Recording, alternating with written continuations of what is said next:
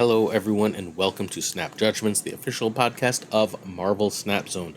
Today, we'll be talking about Phastos and Corvus Glaive and Spider-Ham, the cards that you can open this week in Spotlight Caches. We've got more decks than we've ever had for any card for Phastos.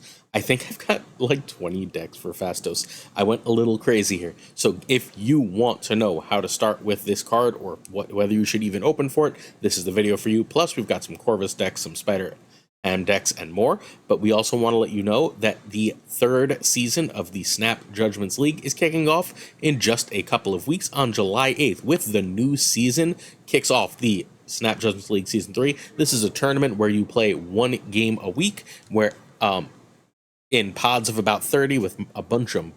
Oh! Sorry, my light fell. With a bunch of top Marvel Snap creators.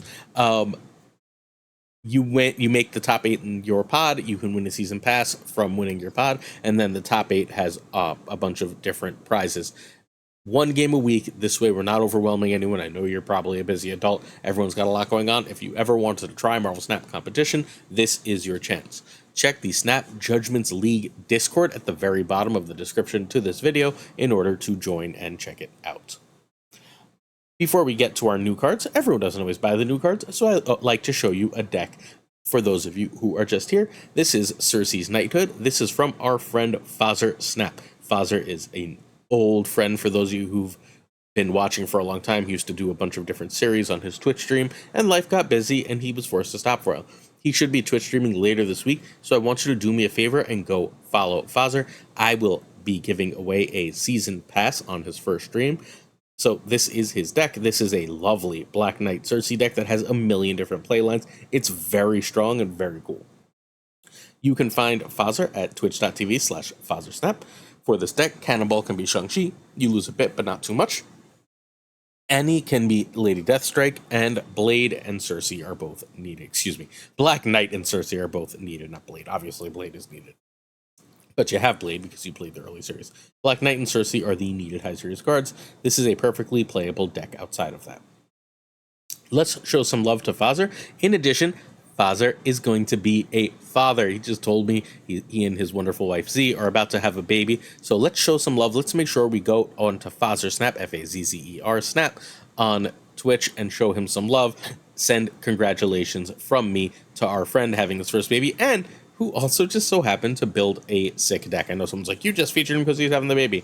Nah, when Father sends me the you jerk post this deck message, it's always a good deck. Those of you who've been here a long time know that this will be a legit list. So turn 1, Hood is usually the right play, but Blade, if you've got that Infinite there and you've already got your Ghost Rider. Turn 2 is Black Knight Blade stuff, or otherwise Hood Demon stuff. Turn 3 is generally speaking Lady Sif, or turn 1s and 2 plays. Turn 4, you would really like to Sentry if you have a Nihilus or Sersi. Ghost Rider or a Shard are fine otherwise. Turn 5 is Sersi or Annie. I tend to prefer Sersi at this point. I think people play around Annie reasonably well, and there's only so much playing around of Sersi you can do. If you don't have anything good to use Sersi or a Nihilus on, feel free to use Shard or Ghost Rider. Turn 6, Shard or Ghost Rider or Cannonball or Magneto, whatever the board calls for as best you can. And at that point, you win because, the Sersi lane tends to get humongous. If you've got a humongous Sersi lane, Cannonball will win another lane. Magneto will pull things and mess up like a Surfer play and win games. A Shard for 20 is huge. There's just tons of ways to win. This is a really cool deck. I strongly urge you to give it a try. And once more, congrats to my friend Father. If you would like to see this deck and all the million decks in this video played, I need you to check out the stream team. It is Tuesday, so the great Prashaun will be streaming at noon Eastern, so please check that out. All right, Phastos. Phastos is a Series 5 card, 6,000 tokens. He's 3/3. On reveal, give each card in your deck -1 cost or +2 power. And tomorrow, this can't actually tell what he's doing. It looks like a screwdriver to a piece of wood with instructions because he's like a genius inventor. I don't know. This isn't my favorite of the casuals, but this Phastos casual variant will be out tomorrow. So if you get this card today, you can get this Phastos variant tomorrow. All right, what is Phastos coming with here? Phastos is coming... okay, so the Spotlight variant for Phastos is this one if you're interested. I, again, don't really like any of these except Thena this month. The Spider Ham is just another cartoony Spider Ham. Fine, I guess. I don't see anyone feeling like this is must-have, to be perfectly honest. The Spider Hams almost all feel like there was a better Spider Ham than this in the shop last week. And then Corvus Glaive. I don't have a Corvus variant. The only other Corvus variant was his previous Spotlight variant, so I am almost certainly opening for Phastos and this Corvus variant. Does that mean you should open for Phastos? No, it does not. I am a content creator. I have to get all the cards in order to make content, in order to be able to give you the best possible advice. Do as I say, not as I do, as far as opening for cards goes. However, I'm going to give you the TLDR. I think Phastos is going to be good. We're going to go over why and how later. But if you're missing Corvus and you like a discard, whether that be Hela or whether that be Apocalypse at all, you should open for Corvus and Phastos. If you just like Phastos, well, I'm not sure yet. We'll talk more about that later. Cool. Spider Ham is irrelevant for our purposes. All right, synergies. First thing to know is what it affects. How it affects the cards will be random. It will give some cards a -1 and some cards +2 and no cards both, which is worth knowing. It can be copied with Absorb Man and Grandmaster, which could give something a -1 and +2 or a +4 or a -2, whatever. This does not have the cannot give 0 caveat, so it's probably good with 1 cost as well. Magic gives an extra turn, which means an extra draw. So will other cards, but like Crystal is a bad card, and so is Adam Warlock, and those are the other cards that are really drawing for you. However, Thanos draws cards, and Thanos should really like this. Free stones, or 3 power stones, or 5 power stone. Those are all pretty damn good. You're not complaining about that. I think Thanos is going to want this card. Surfer also loves it on curve, but maybe not outside of curve. There are Surfer decks that run Magic, which are more likely to want this card, I think. Bounce may want this because it's a scaler and it really helps cheap cards. If you can play cards for 0 in Bounce, you just get so far ahead. It's also got several obvious hits like Shaw, Brood, and Iron Man, which amplify the benefit, whichever benefit it may be. And Mill and Darkhawk decks wreck this, as does Mobius. So if they mill out your cards and you don't have cards, you didn't get any benefit, you just played a blank 3/3. Darkhawk decks mean you might be drawing a stone with these, or you're less likely to draw your good cards. And remember, Arishem is coming in a week, which means that Darkhawk will be back, even if he's not really right now. And Mobius should be sort of a problem for this as well, because Mobius says, we're going to get rid of half the effect. Shadow King will affect the other half of it, but that's a later problem, right? Okay, let's go through a million decks. The first one is from our friend Docty. Docty is the king of New Marvel Snap content, New Marvel Snap card content since the departure of Drewberry from the game. This deck is really good. We covered a deck that looks a lot like this on the podcast this week, a Pixie Thor's list. This is a Pixie Thor's list where it says like, hey, Phastos is probably really good here, right? There is no -1 course, so it is my belief that Jane will still grab the negative the hammers here, which should be perfectly fine. But hey, a 4 cost or a 5/3 White Tiger seems really good. An 11 power or 4 cost Jane seems like it could be really useful, especially with Nico in the deck, making Doom or Odin cheaper. And this works even better with Pixie, where like it's gonna shuffle the costs, and like that's just amazing, right? Like, yeah, Pixie shuffles and makes your Beta Ray Bill a 1. Now you've made it a 0, and you're just in heaven. You should be able to use both, but you only really need to use one most games. It gives you an extra bit of power and an extra bit of unpredictability that makes it really hard for your opponent to plan around. In the deck, it's already hardest for your opponent to plan around. Next up, It's Guest Gaming has a Thanos list. I think this is awesome. I think the Thanos lists are going to want both Hope and Phastos, and it's going to depend what they have in hand based on what they want to play. If they have a Cull and 1-drops, then they're going to want Hope. If they're whiffing a bunch, or they don't have a clear next play to play on top of that Hope, then maybe they want Phastos. However, if they want to play Vision, now they're going to want Psylocke. I think that that's a really, really interesting and powerful way to play some Thanos. Is it going to work amazingly for every card? No, but you're not going to like turn your nose up at a 5-cost Magneto. And if it gives the Scar, Sasquatch, or Mockingbird -1 cost, those cards can get extremely cheap extremely quickly. I think Thanos is going to be a major, major home, and I would not be shocked if for at least a week Thanos came back in a big way in the meta. Next up, we have Res Snapper. Res Snapper is the person who inherited Snapper Pass from Drewberry, so if you're interested in that exact format, please check out Res Snapper. This is a strange Phastos list. It is almost like Surferless Surfer, but And my original thought was to turn my nose up at this, but Lokiless Loki turned out to be good. So I think Surferless Surfer is at least interesting. You're perfectly happy to get a lot of these cards cheaper. You can draw almost all of your deck between Magic, Crystal, and so on. Nakia and Phastos and Okoye all work well together. You get yourself a nice huge Shaw, a nice huge Panther. You drop an Iron Man on them. I think we're in pretty good shape. I think this deck might be legit, or it's at least worth messing around with to find out. Next up, our friend Canadian Alfredo, writer at Marvel Snap Zone, has a simpler version of this. This is a Phastos on reveal. This is a nice option for our low series friends, where it's just saying, okay, we want to play on reveal shenanigans with Odin, and Phastos allows us to do that. So if you get Phastos and you're still early in your collection level journey, this should be a really great deck for you to give a try. Next up, Monk's a person who creates decks on Marvel Snap Zone. I really like this list, so I decided to share it. This is a Pixie Evolutionary Phastos. I think this is really cool. You've got Wasp, which is amazing with Pixie. You've got Shocker, which makes things cheaper once they're in your hand. And then Phastos messing with the cost in your deck. You can go Pixie Mobius, sure. You can also just drop Phastos. And once these cards have done their job at the end of the game, the goal here is to get like a Sersi on some of those threes on turn 5, and then on turn 6 you should hopefully have a couple of big cheap things in order to win the game. I'm not 1,000% sold on the Magneto here. Maybe it wants to be She-Hulk, but you want to play Sersi. But then if you have the She-Hulk, you could pass and go Sersi She-Hulk. I'm not sure. Either way, this is a really cool shell, and I hope that Phastos can find a home in High Evolutionary. We could even run more ones in our evolutionary builds in order to make this more powerful. Next up, we have Safety Blade. Safety Blade is a genius. He's the deck builder who was behind Slayer Blade, the Professor X Cannonball list that ran Ravonna that everyone played, was the best deck in the game. He also had the first Zoo that became meta in the most recent meta. He's a genius deck builder, and here's an actual Sarah tech with Phastos, because, well, Phastos acts as like sort of Sarah meets Surfer. We're going to look at Surfer list. Don't worry about it. It's just Surfer list is so obvious.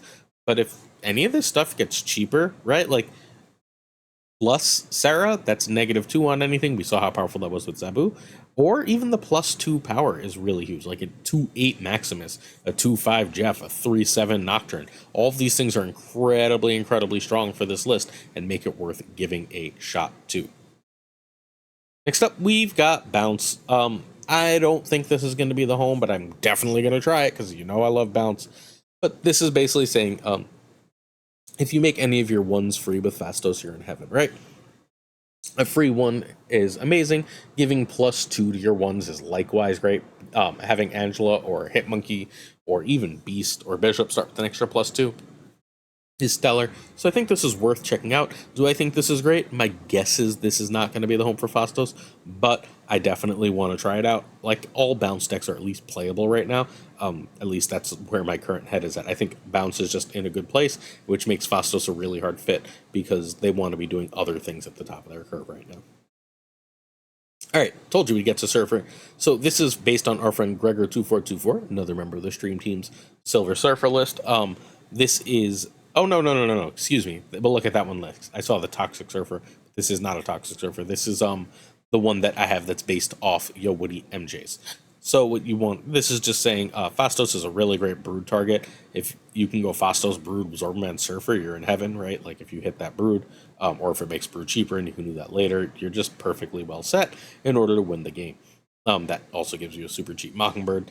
Getting all these cards cheap is incredible. I think this is very likely to be a major home for this card. Then we've got a Toxic Surfer. This is the one from our friend Gregor2424, which runs a magic, which means an extra turn for Phastos. So that seems just really powerful. If you have to go magic on 3, Wong on 4, that Phastos on 5 is not the worst play in the world. It's almost as good a play as Sarah. You're just going to get that double trigger right there, which just seems like so strong.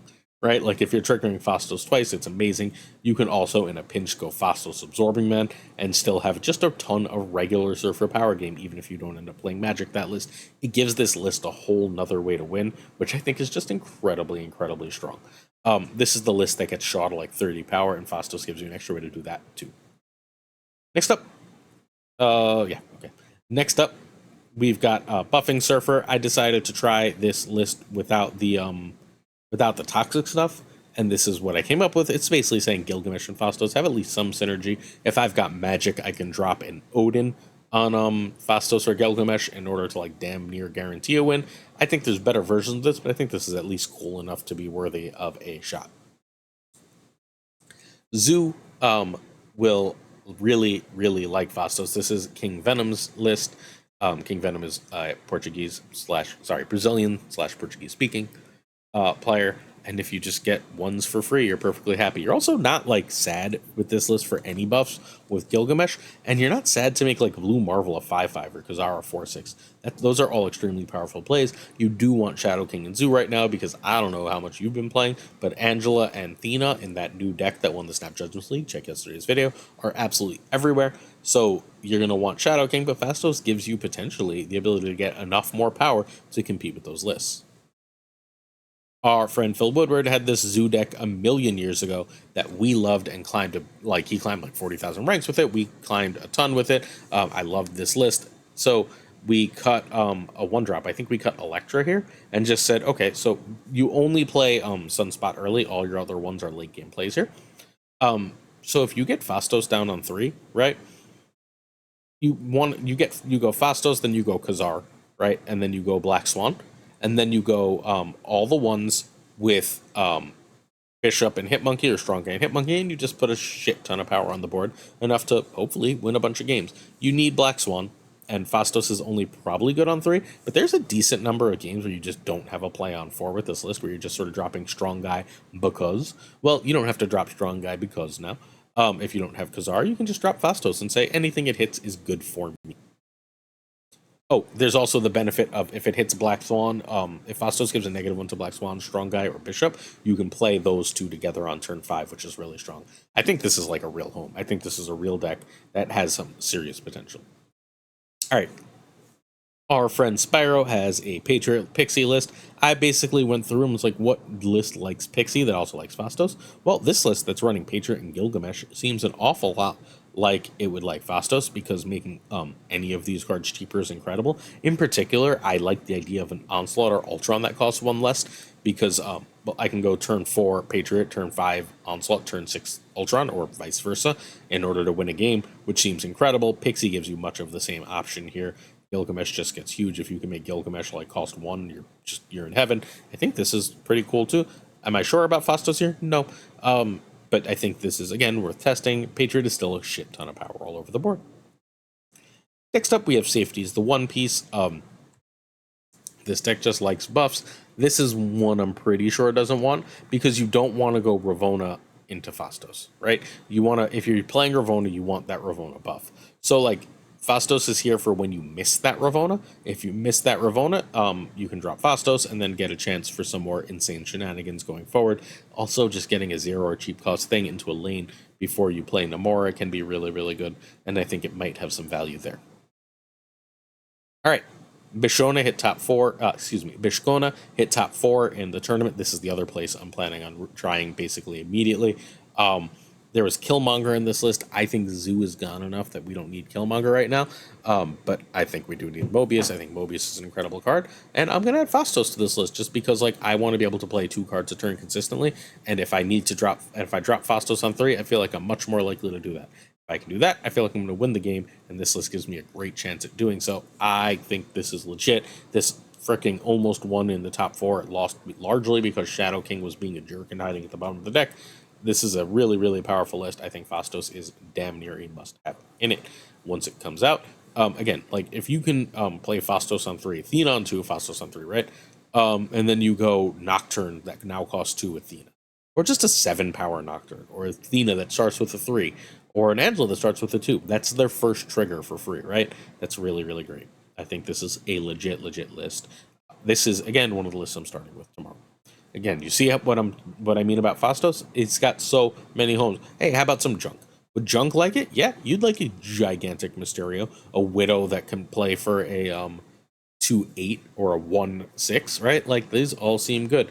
Nico, Hood. Hood is not an amazing target here, but that's the only one because you don't really want Hood to get the +2 because that messes up your Annihilus. But outside of that, like, everything is at least a decent target here.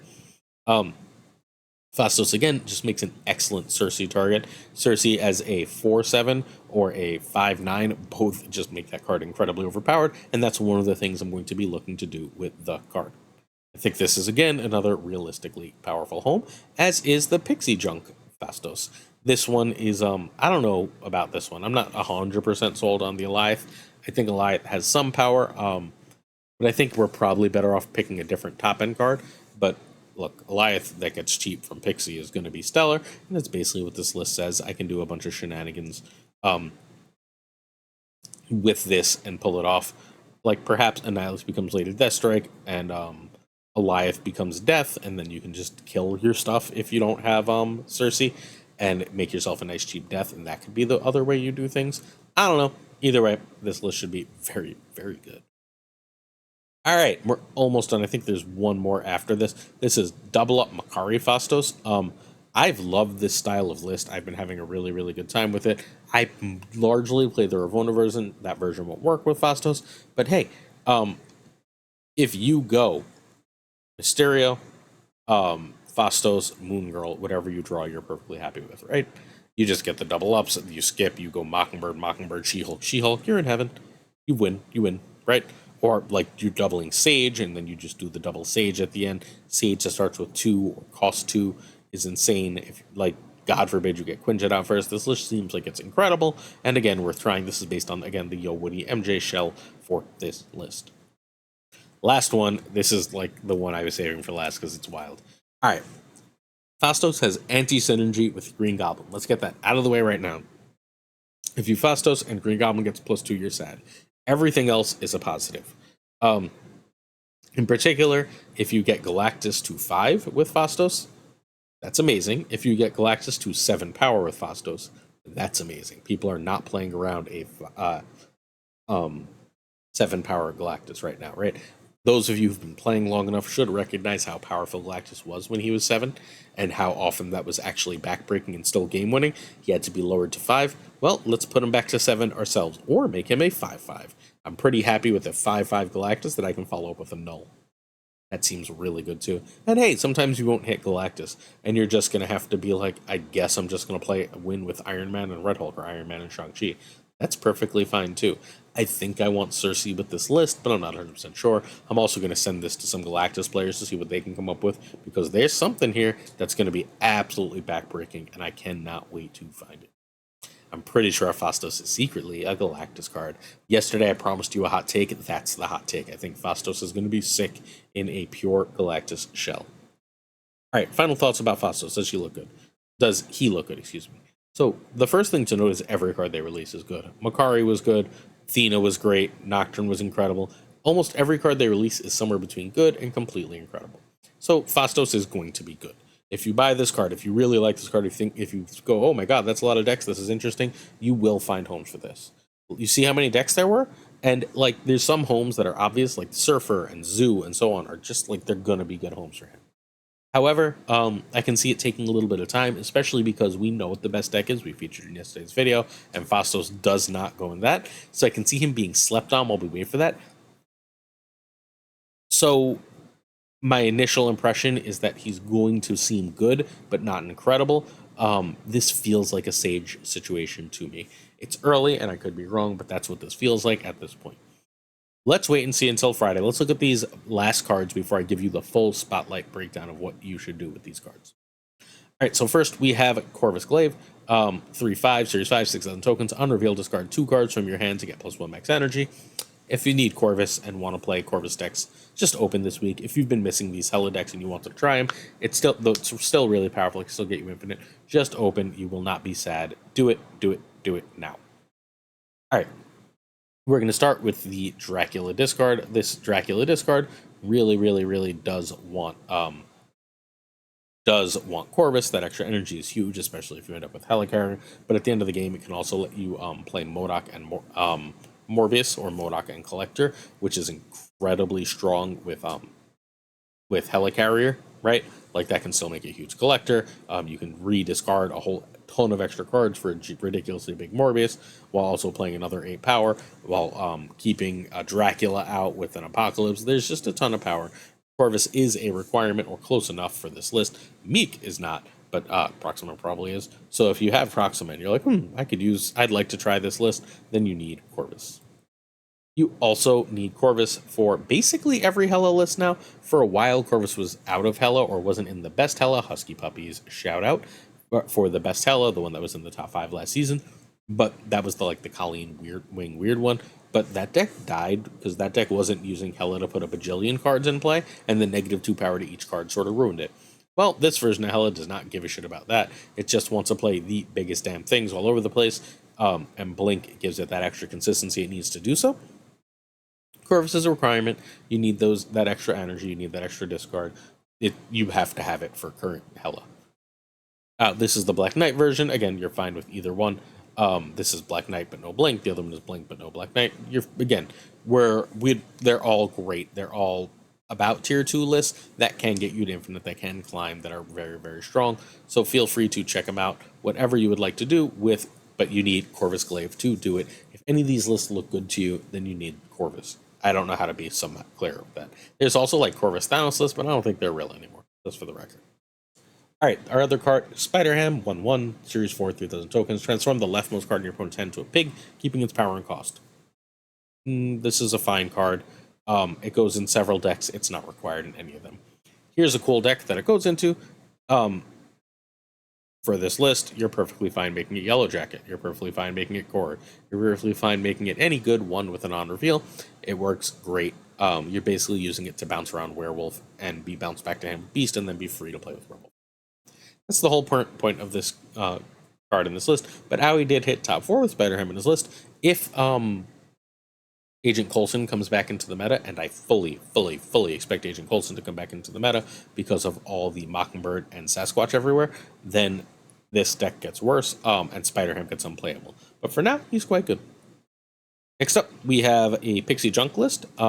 This is from Den. This is basically the bog standard version of Pixie Junk. It runs Spider-Ham because it's just a good one-drop. That's literally all it is. It's saying if I can mess you up a little bit, it's just a disruptive card like Iceman to throw in the list. You can transform it later with Sersi as you want, but you don't love turning cards into 2s with Sersi. It's fine. Finally, this is another decent home. Mill wants to make as many cards in the opponent's hand as possible useless.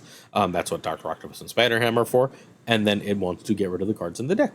And that's what the Zemo, Gladiator, Yondu Cable are for. Fundamentally, this deck is really about Dr. Octopus and Magic, saying you can't play any combos and I can beat you. But outside of that, Spider-Ham helps, right? Spider-Ham helps. If you don't have Spider-Ham and you make that Iceman, you're not sad. Hell, you can make it Killmonger and not be sad. So don't feel like you are required to have this card. It is just a nice card.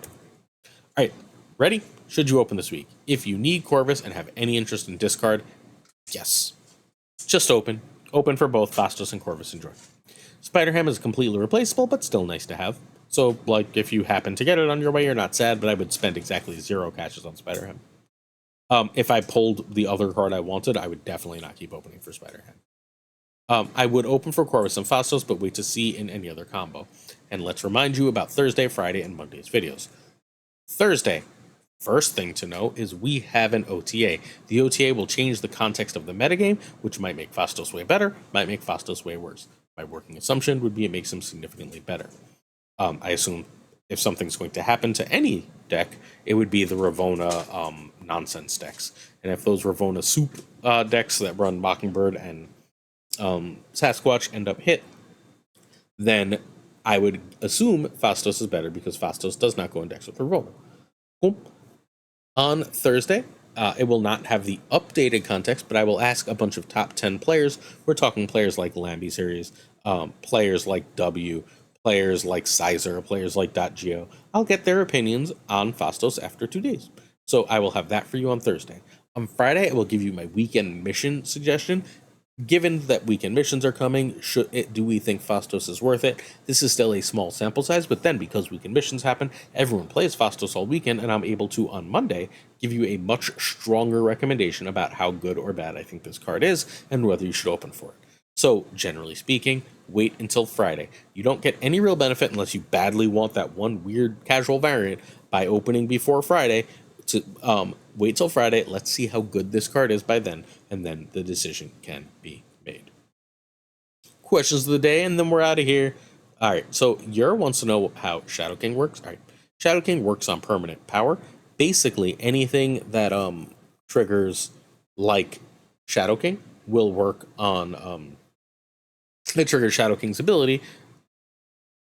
Not Shadow King. Sebastian Shaw's ability, Shadow King will work on. Cool. So we're talking Nova bonuses, Surfer bonuses, things that add their own power, like Angela or Thena or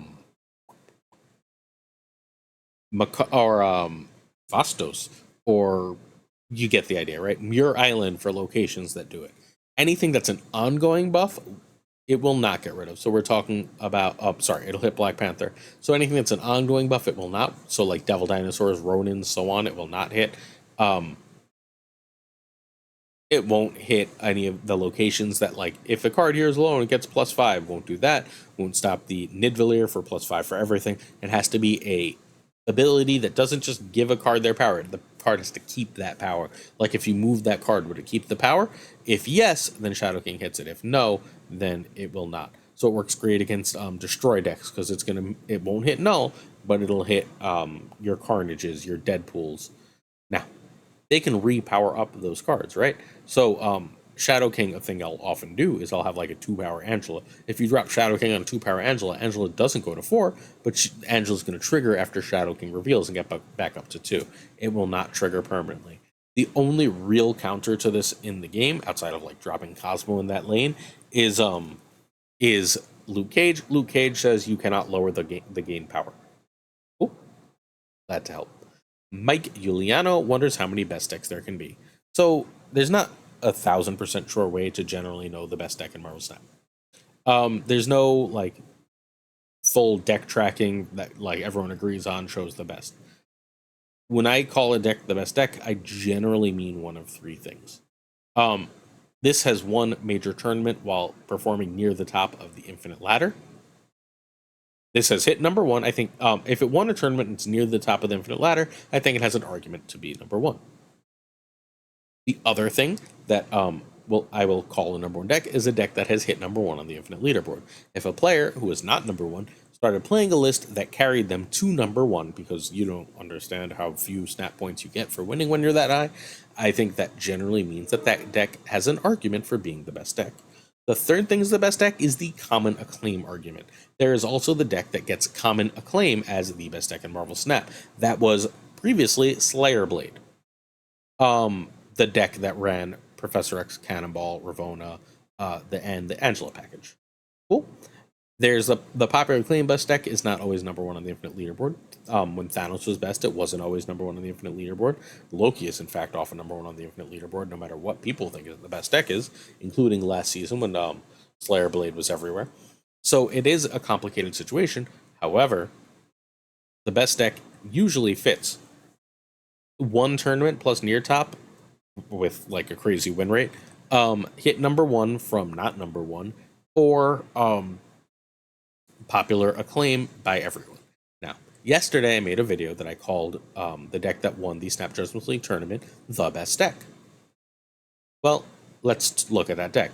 Is it near the top of the win rate? It is on both Marvel Snap Zone and Untapped. It's tier 1 on both. It's among the highest win rate on both.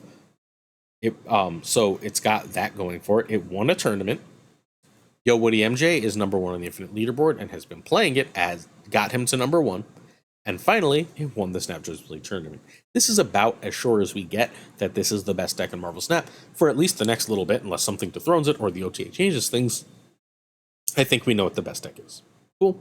The best deck is in yesterday's video. It's the one that won the tournament. It is the Angela Ravonna Soup that also runs Sasquatch and Mockingbird and Iron Man. All good? Good. All right. Lex Braxman wants to know if most people open for Sasquatch. I don't know. I don't know what most people do. It's literally impossible for me to tell. I think that Sasquatch I know because I run an interview about it before every season that runs on Marvel Snap Zone. I know that everyone thought Sasquatch was the best card at the end of, at the beginning of last season. I know that some people were disappointed in it. there's a thing people do. Like, it's very hard to judge Marvel Snap without context, but context is constantly shifting in Marvel Snap, right? So like cards are very hard to evaluate. So if you thought Sasquatch was great and then you watch Sasquatch for a few days and went, no thank you, that's a perfectly fine thing. The same thing happened with Sage because it was during Bleach. Again, this is why I do the advice like 3 times each video, because what I said about Sasquatch is this is not great right now, but this is going to form a package with Mysterio and Mockingbird, and that package is eventually going to be really powerful because that's just a ton of power. That's where we are now, whether you happen to open for it or not. The context around powerful cards changes. Low cost, big number cards good in Marvel Snap. High cost, huge number card good in Marvel Snap. That's where Sasquatch lands. It is still worse than Mockingbird. You can still work around not having Sasquatch if you don't have Sasquatch. However, Sasquatch is great now. It's in the best deck. Why? Because the context changed. Because you can afford to play a lot of cards and play high power cards without Professor X in the meta. As you do that, a like 2-3-10 is incredibly strong because now you have a 2-9 and a 3-10 that you can play on top of your scalers. They don't contrast with your Angelas and your they don't contrast with your Thenas. So now you have this top end that has all this power and this bottom that has that power. You didn't want to do that before because a cannonball would ruin your life. Cannonball and Professor X gone, this moves up to the top. What moves up to the top if this is gone? That's harder to know, right? It depends how it gets taken out, right? Because like if it's the Sasquatch Mockingbird stuff that gets taken out, then we will sooner or later find a different shell for Angela Thena.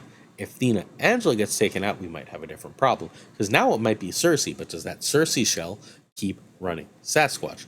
That's hard to know, right? They traditionally don't, because a lot of how they're doing things is they're trying to use their Mysterio to cheat out that cheap Mockingbird, yes, but in order to use Sersi, that's what those shells are doing. I think my gut says that is the next best shell in the game. I don't know if Sasquatch goes in that. So if they do take that out, does that change the meta? It's really, really hard to know right now. Cool. SD Don't Be Evil asks what the current big bad of the game is, and the answer is Ravonna. People are going to blame a ton of things, a ton of different cards, but the answer is Ravonna, and if it's not Ravonna, it's Mockingbird. So, like, every shell, more or less, is trying to build around one of those, and when we're not building around those, I'm telling you, we're going to build around Sersi. That's where I'm landing right now on what the big bads of the game are, in the likelihood of them becoming or maintaining big bad status. All good? Thanks so much for watching. If you're interested in joining the Snap Judgments League, you need to check out the Patreon at the $1 tier in order to participate. Patreon.com/snapjudgments. Also, certain tiers of support come with on-air thanks in each and every video. And there is a video every freaking day. So I'd like to say thank you to Abigail Giesland, Mandatory Burnup, Cables, Irregardless, David G. Wingfield, Direwolf. Hey, Direwolf, how are you? LAB, always kind. FaThorNewman, check him out on YouTube. Good Dog Gamer, always a good player. This is the way, all the way from Scotland. Inc. I am Frostman. Hello, you sure are. Jay Navarrete, AJ. Doomer, welcome aboard, Doomer. Ryan Carter, also welcome aboard, Ryan Carter. Kier Lee, the king of questions. Boy Ray, coming all the way from Japan. Pyro Froze, hello Pyro. The Goat Seeker, my common opponent. Denman Falcon, you should check out on YouTube. Docty, we saw Docty's name earlier. He's still the king of new card content. Fat Nick. Doku. Ginger Prime, Ginge, Philip Rakovich, Raku, Haplo, Kenny Loggins of the Danger Zone, the OG, Rob Silverman, the Notorious Bizza, X-Force V and Skippy G, Rhyming Friends, Tommy Nyquist, who won Snap Judgment League Season 1 and is helping out in supporting Snap Judgment League Season 3, the King of Bros, bruh, Black Dahlia, hello, the Great Kazoo, wee wee, Jessica Gamble, hi Jess, Ryan Wood, our own Woody, not the Woody, our Woody, Kev Cihoda, hey Kev, Luna Chris, Luna, Archangel 3K, welcome aboard, Archangel. My former student, Louis Antunes, who I need to know how he's doing in Snap. I haven't asked him in a while. Mod Supreme, Models, the one and only Darth Tater, Remus Atala, Brian Kaufman and Tristan H. Martin, our two friends with real full names, Jason B, hey Jay, The Fuzzy Dunlop, Spectrumix, Matt H, DJ Mikey Hijinks, No Frickin' Flex, Gularis, Mr. Craig Sterry, pretty freaking chill. Seamus, all caught up once more. Jonesy, two ties. Wednesday's coming, two ties. The Pirate King Tuccrr, who is back. Welcome home, Tuck. The homie Min, who I haven't heard from. Hope you're well, Min. And of course, getting T where the T stands for sign up to Snap Judgments League. Season 3. See you tomorrow for another Snap Take. Appreciate y'all watching the whole way through. See you later.